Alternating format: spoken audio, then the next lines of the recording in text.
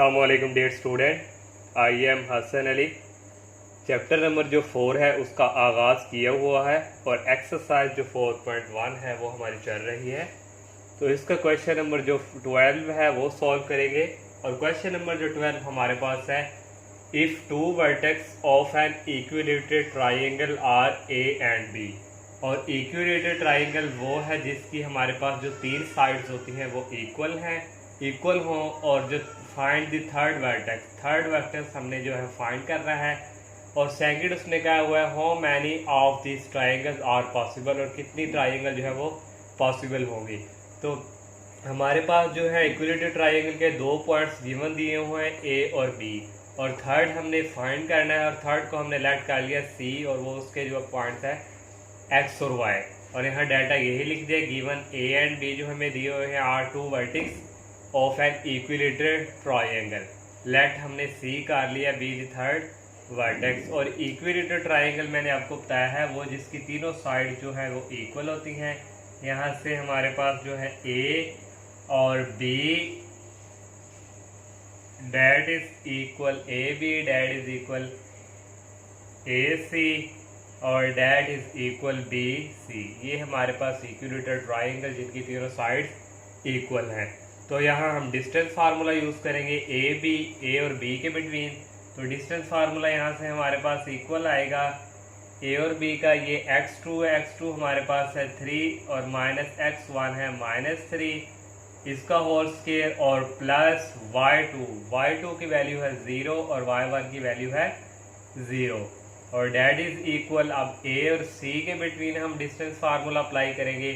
ये ए है हमारे पास, ये सी के पॉइंट्स x और y, ये हमारे पास x2 है, x2 की वैल्यू x माइनस और x1 की वैल्यू -3, इसका स्क्वायर, और प्लस y2 की वैल्यू हमारे पास यहाँ है y, और y1 की वैल्यू यहाँ है 0, इसका स्क्वायर। डेट इज इक्वल, अब b और c के बिटवीन जो है डिस्टेंस फार्मूला वो यूज़ करेंगे। ये b है हमारे पास और ये हमारे पास है c।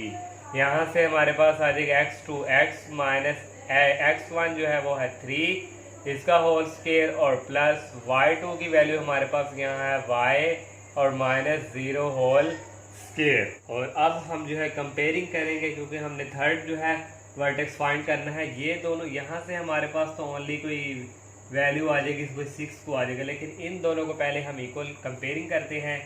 कंपेयरिंग हम करेंगे पहले ए और ए सी, डेट इज इक्वल बी और सी। और ए सी हमारे पास है यहाँ से ये माइनस और ये माइनस हमारे पास हो जाएंगे प्लस, तो ये हमारे पास हो गया x प्लस 3 होल स्क्वायर, और यहाँ से y -0, यहाँ से हमारे पास आ गया y स्क्वायर, और ये हमारे पास है square root, that is equal, यहाँ से भी आएगा स्क्वायर रूट, ये हमारे पास x -3 होल स्क्वायर ऐसे ही, और प्लस ये हमारे पास आ जाएगा y स्क्वायर।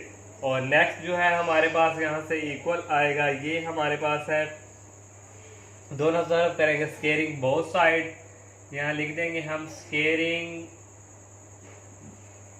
बोथ साइड करेंगे तो वो स्केयर इस अंडर रूट से कैंसिल, ओनली हमारे पास यहाँ रह जाएगा x प्लस 3 होल स्क्वायर और plus y square, that is equal x -3 whole square, यहाँ से भी अंडर रूट कैंसिल, और plus y square. a plus b whole square, यहाँ इसका हम फार्मूला यूज़ करेंगे, a square plus b square plus 2ab। 2a हमारे पास x और 2 3 6x plus y square, that is equal, यहाँ भी यूज़ करेंगे formula, a square plus b square -2ab, और प्लस हमारे पास आ जाएगा y स्क्वायर। और यहाँ से जब हम इनको इस तरफ मूव करेंगे, ये हमारे पास x स्क्वायर इससे कैंसिल, ये 9 जो है इससे कैंसिल हो जाएगा, 9 इस तरफ आके प्लस का हो जाएगा माइनस का, और ये -6 इस तरफ आके हमारे पास प्लस में चेंज, और ये y स्क्वायर इस तरफ आके इससे कैंसिल, ओनली रह गया 0। 6x plus 6x date is equal 12x, और यहाँ से आ गया 0, और x की वैल्यू यहाँ से हमारे पास आ गई 0। अब हम जो है कंपेयर करेंगे a b, और इसको हम अब कंपेयर करेंगे।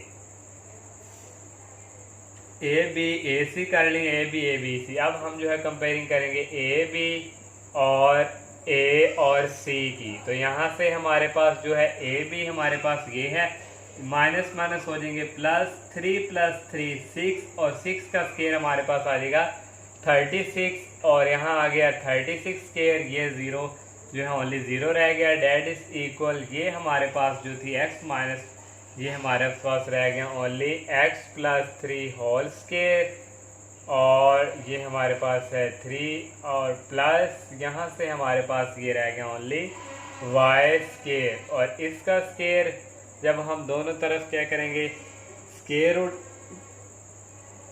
करेंगे,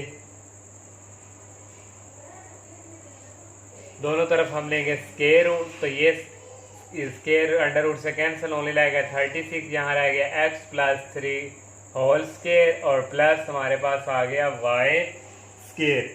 और यहाँ से हमारे पास जो है पुट हम करेंगे x = 0, क्योंकि हमारे पास x की जो वैल्यू है वो 0 आई है। यहाँ करेंगे 0, x = 0 करेंगे तो यहाँ रह जाएगा हमारे पास 36, डेट इज इक्वल, यहाँ आ गया 0 + 3 होल स्केयर और प्लस y स्केयर। और नेक्स्ट हमारे पास यहाँ से आ जाएगा 36, डेट इज इक्वल 0 + 3 3, और 3 का होल स्केयर हमारे पास आ जाएगा 9 + y स्केयर, और यहाँ से y स्केयर की वैल्यू आ गई 36 - 9, और y स्केयर की वैल्यू यहाँ से हमारे पास आ गई 27। दोनों तरफ स्केयर रूट लेंगे तो ये हमारे पास आ गया y, और यहाँ से हमारे पास प्लस माइनस जब स्केयरिंग करते हैं तो 27। तो यहाँ से y की वैल्यू आ जाएगी प्लस माइनस, इस 27 को हम लिख सकते हैं 9 × 3, और यहाँ से y की वैल्यू आ गई प्लस माइनस 9 का स्केयर रूट हमारे पास होता है 3, और ये हमारे पास स्केयर रूट 3। ये हमारे पास अब y की वैल्यू 2 आ चुकी हैं। तो लास्ट पे हमारे पास जो रह जाएगा, यहाँ पे हम लिखेंगे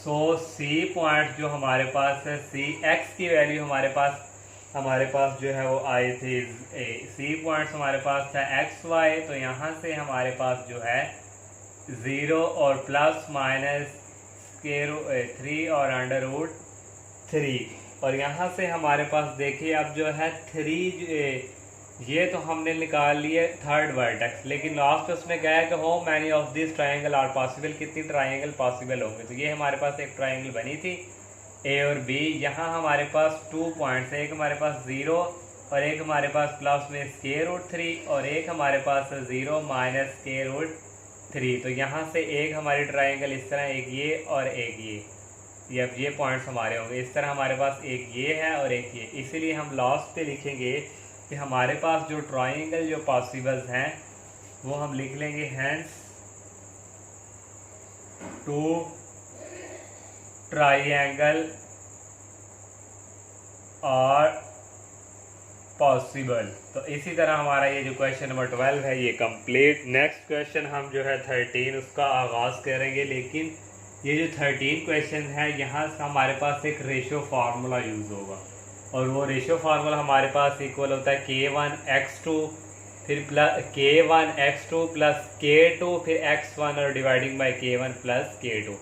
यहाँ K1 ये K1 पहले x2 था y2 प्लस K2 y1 और dividing by K1 plus K2। ये हमारा जो है रेशियो फार्मूला क्वेश्चन नंबर 13 में भी यूज़ करेंगे हम। तो यहाँ 13 जो क्वेश्चन हमारे पास है, फाइंड द पॉइंट्स, उसमें क्या है ट्राइसेक्टिंग the joint.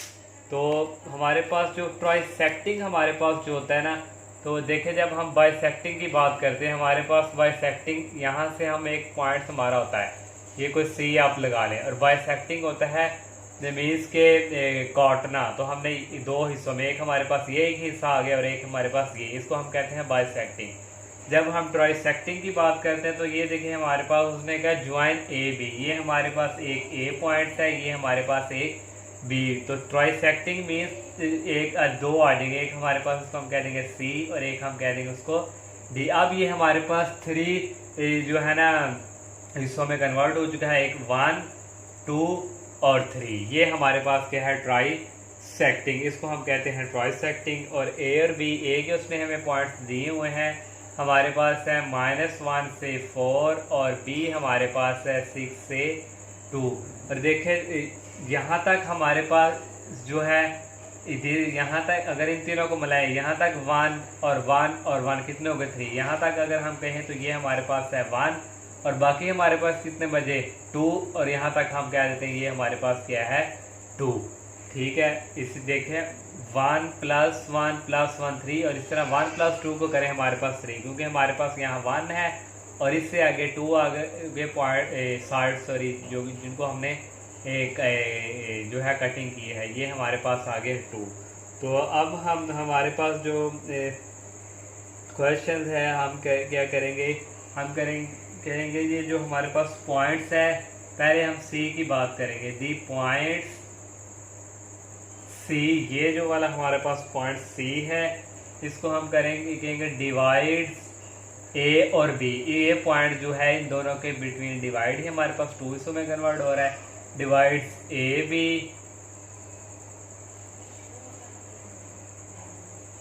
In the ratio, यहाँ हमारे पास 1 है यहाँ हमारे पास 2। देख सी हम निकाल रहे हैं, सी के बिटवीन यहाँ 1 और सी से आगे कितनी है 2, तो रेशियो यहाँ हमारे पास 1:2। और ये जो 1 है इसको हम K1 कहेंगे और ये जो 2 है इसको हम कहेंगे K2। देखिए अगर हम दोबारा एक लाइन ड्रा करेंगे, ये हमारे पास A है, ये हमारे पास B है और C हमारे पास यहाँ इसको हम कह देते हैं ये हमारे पास X और Y है। यहाँ हमारे पास 1 और यहाँ हमारे पास 2, इसको हम कहेंगे K1 और इसको हम कहेंगे K2। तो वही हम जो है यूजिंग करेंगे ये वाला जो फार्मूला हमारे पास है, यूजिंग हम करेंगे K1 X2 plus K2 X1 dividing by K1 plus K2। और नेक्स्ट यहाँ से हमारे पास आएगा K1 Y2 plus K2 Y1 और डिवाइडिंग बाय यहाँ हमारे पास आ जाएगा K1 प्लस K2। यहाँ जस्ट हम वैल्यू पुट करेंगे और वैल्यू K1 की हमारे पास है 1 और X2 हमारे पास यहाँ A की वैल्यू थी -1 4 और B की वैल्यू हमारे पास थी 6 और 2 और X1 Y1 X2 की वैल्यू हमारे पास यहाँ है 6। तो यहाँ आ जाएगा 6 और प्लस K2 हमारे पास है 2 और X1 की वैल्यू हमारे पास है -1 और dividing by K1 plus K2 और यहाँ से K1 की वैल्यू हमारे पास है 1 और Y2 की वैल्यू है 2 और प्लस K2 की वैल्यू 2 और Y1 की वैल्यू हमारे पास है यहाँ 4 और डिवाइडिंग बाय 1 प्लस 2।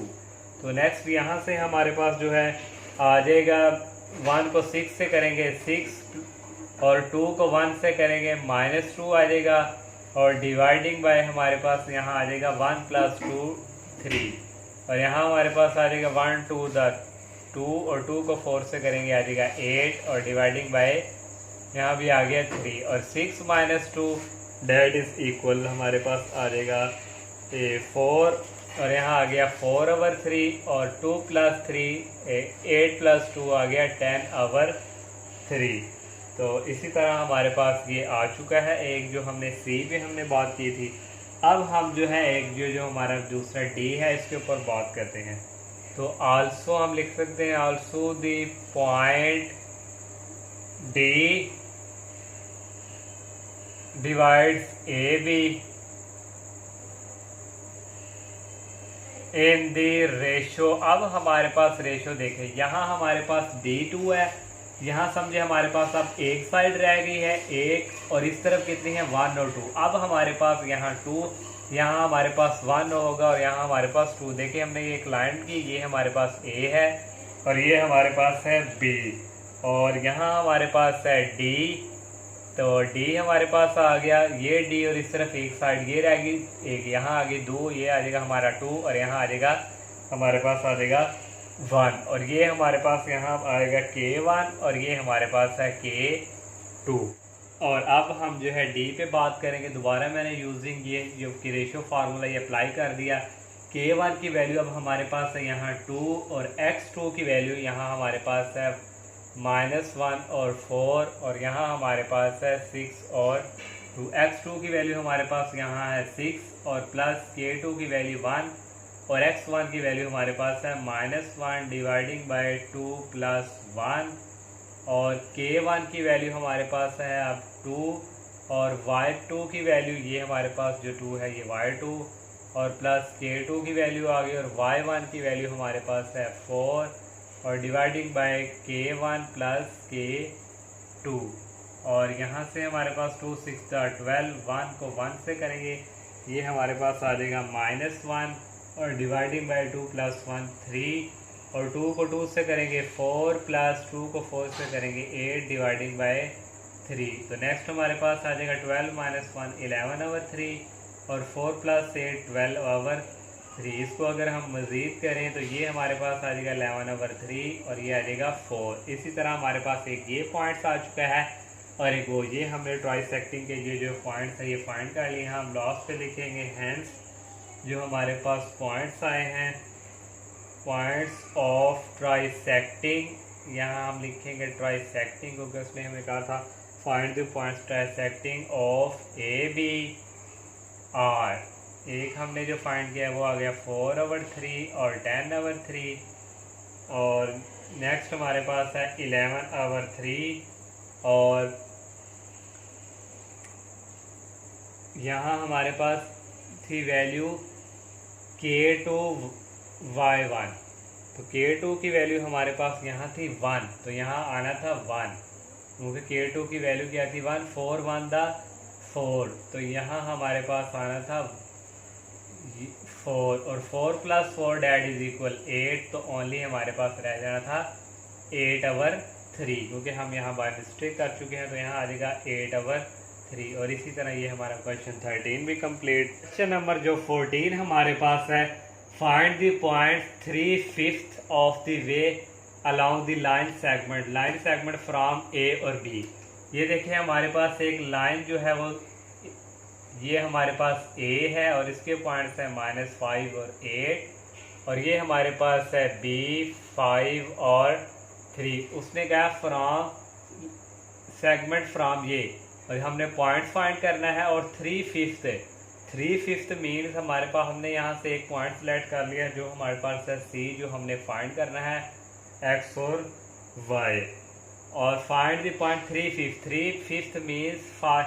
ये हमारे पास आ गया 3 और ये हमारे पास आ गया 2। इन दोनों को ऐड करें तो हमारे पास क्या आता है 5। तो इसलिए 3/5 ये नहीं मीन्स के 3 और 5 दोनों को मिला के 8 से 9। 3 और 2 हमारे पास कितने हो गए साइड ये एक है और एक ये 5 और इसलिए हमने इसको 3 लिख लिया इनको लिख लिया 2। ये हमारे पास है 3/5 और गिवन हमें उसने जो दिया हुआ है और हमने लेट कर लिया है लेट C पॉइंट जो हमने फाइंड करना है XY